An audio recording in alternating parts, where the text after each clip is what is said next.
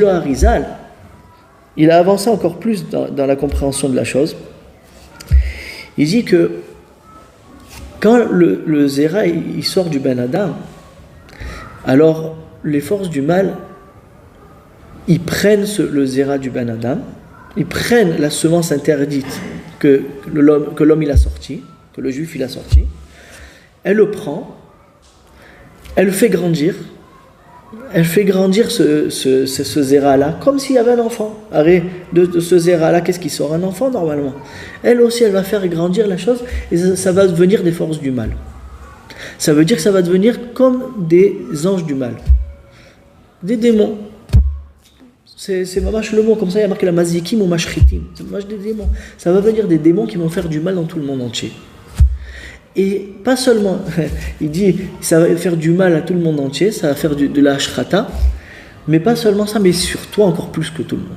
Comme ça, c'était ton zéra à toi qui t'appartient, et bien, ces enfants kaviachol, tes petits démons que tu as, à cause de toi, tu as créés, ils vont se retourner sur toi-même. Et dans ce olam hazé, ils vont te faire du mal. Toi, tu ne vas pas les voir, parce qu'on est dans ce monde, dans le Esther Panim.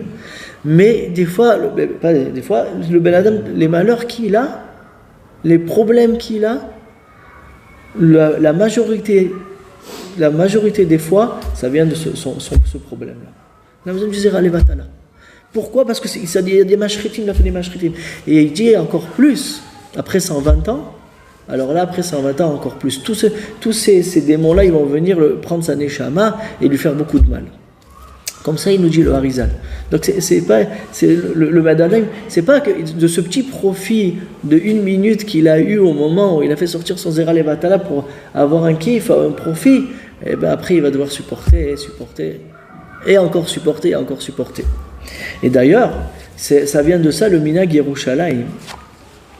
Il y a un Minag Yerushalayim que quand le père de famille il meurt, il est niftar, alors il y a un Minag Yerushalayim que les enfants ils accompagnent pas le père jusqu'au kever, jusqu'à l'enterrement, jusqu'au trou où on le met à l'intérieur. Pourquoi?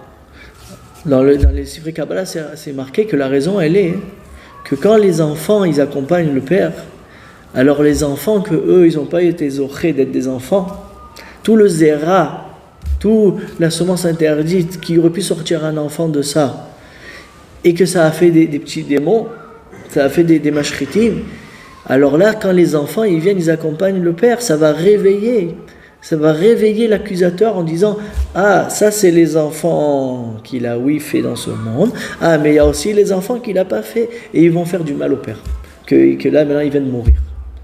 C'est pour ça que Minag Yerushalayim, que les enfants ils accompagnent pas le père, comme ça le Mekatrag il se rappelle pas, Kaviachol il se rappelle pas que toutes les semences interdites qui sont sorties du père.